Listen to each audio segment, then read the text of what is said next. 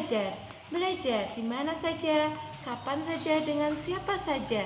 Di portal Rumah Belajar, belajar untuk semua. Sahabat Rumah Belajar, ingatkah sahabat tentang sejarah berdirinya ASEAN? Atau apa tujuan didirikannya organisasi regional di Asia Tenggara tersebut? Baiklah, mari kita mengingatnya bersama. Dalam muatan pelajaran IPS kelas 6 semester 1 dalam tema Selamatkan Makhluk Hidup. Sesuai dengan temanya, kita juga akan mengupas tentang bagaimana keberadaan ASEAN berperan dan memberikan kontribusi positif bagi penyelamatan makhluk hidup. Sahabat Rumah Belajar, tentu sahabat memiliki tetangga, bukan? Nyamannya hidup bertetangga adalah kita dapat saling menolong, saling mendukung, dan memecahkan persoalan bersama-sama. Demikian juga Indonesia sebagai sebuah negara di kawasan Asia Tenggara menjalin kerjasama yang baik dengan negara-negara tetangga, sehingga tercipta harmoni kehidupan bersama. Sehingga negara-negara tersebut berperan aktif dalam perdamaian dunia, sehingga tidak ada peperangan, tidak ada perselisihan yang membuat negara tersebut dapat berkontribusi lebih dalam masalah-masalah kemanusiaan maupun masalah lingkungan hidup untuk penyelamatan makhluk hidup. Sahabat Rumah Belajar, apabila kita melihat sejarah terbentuknya ASEAN didirikan pada tanggal 8 Agustus 1967 melalui Deklarasi Bangkok.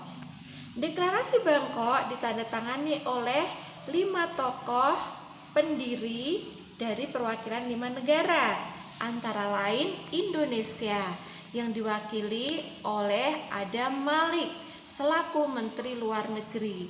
Kemudian dari Malaysia diwakili oleh Wakil Perdana Menterinya yaitu Tun Abdul Razak. Kemudian tokoh dari Filipina adalah Menteri Luar Negeri Narciso Ramos. Kemudian dari Singapura diwakili oleh Menteri Luar Negerinya pula yaitu S. Rajaratnam. Terakhir tuan rumah dari Thailand diwakili oleh Menteri Luar Negerinya Tanat Koman.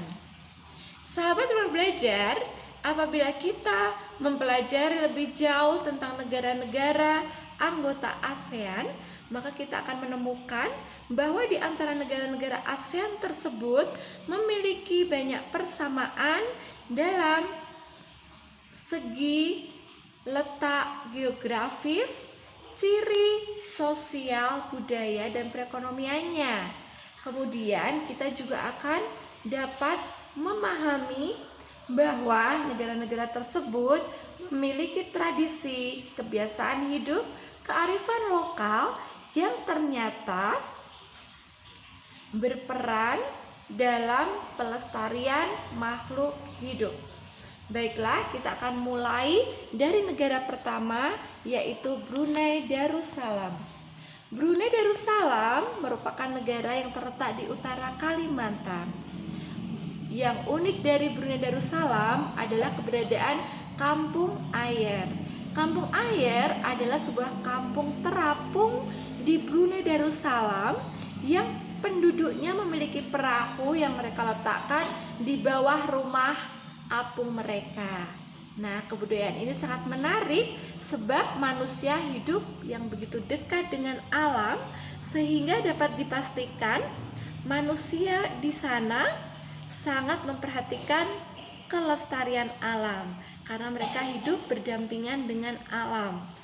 Kemudian perekonomian Brunei Darussalam ditopang oleh hasil minyak bumi dan gas alamnya, sehingga Brunei Darussalam merupakan negara berpendapatan per kapita tertinggi di Asia Tenggara.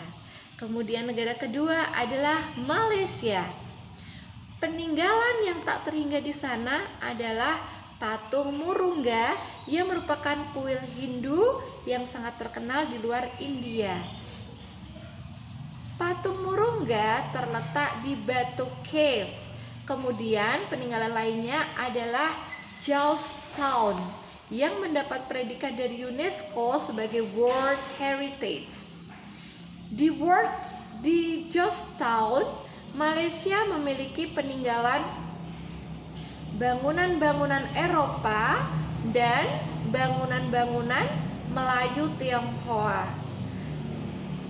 Pada tahun-tahun sekarang ini, Malaysia sangat berkembang pesat dalam hal perdagangan internasional. Selain itu, Malaysia juga merupakan negara pertanian, perkebunan, dan juga pertambangan.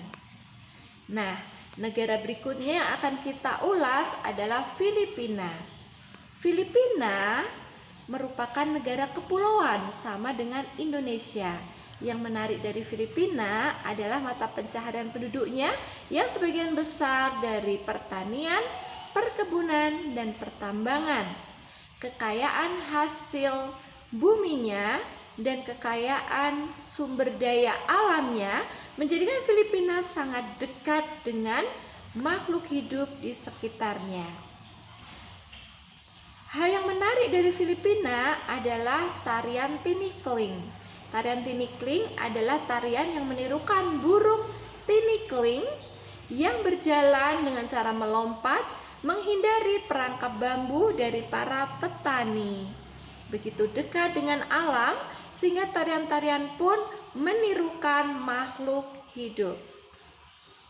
Negara berikutnya adalah Kamboja. Kamboja terkenal dengan candi-candi dari batu. Kemudian juga ada negara Myanmar yang ciri khasnya adalah pakaian tradisional serupa sarung. Kemudian kedua negara tersebut juga menggantungkan hidupnya dari sektor pertanian, perkebunan, sehingga mereka sangat memperhatikan kelestarian makhluk hidup di sekitarnya. Negara berikutnya adalah Vietnam. Setelah berakhirnya perang Vietnam, Vietnam mulai bangkit di sektor pariwisatanya, sehingga Vietnam juga menjaga kelestarian alam di sekitarnya yang sangat indah. Kemudian negara berikutnya adalah negara Singapura. Singapura terkenal sebagai negara transit yang sangat ramai. Di Singapura memiliki simbol berupa patung Merlion. Patung Merlion adalah patung berkepala singa dan bertubuh ikan. Dari simbol patungnya saja kita dapat mempelajari bahwa Singapura sangat dekat dengan makhluk hidup. Kemudian kebiasaan baik dari Singapura yang perlu kita contoh adalah penduduk Singapura 80%-nya sangat gemar berjalan kaki kemanapun mereka pergi. Mengapa? Sebab harga bahan bakar di negara itu sangat mahal. Begitu pula harga kendaraan. Sehingga penduduk di sana lebih suka berjalan kaki yang juga berdampak positif dalam pelestarian alam, yaitu penghematan bahan bakar dan mengurangi gas emisi.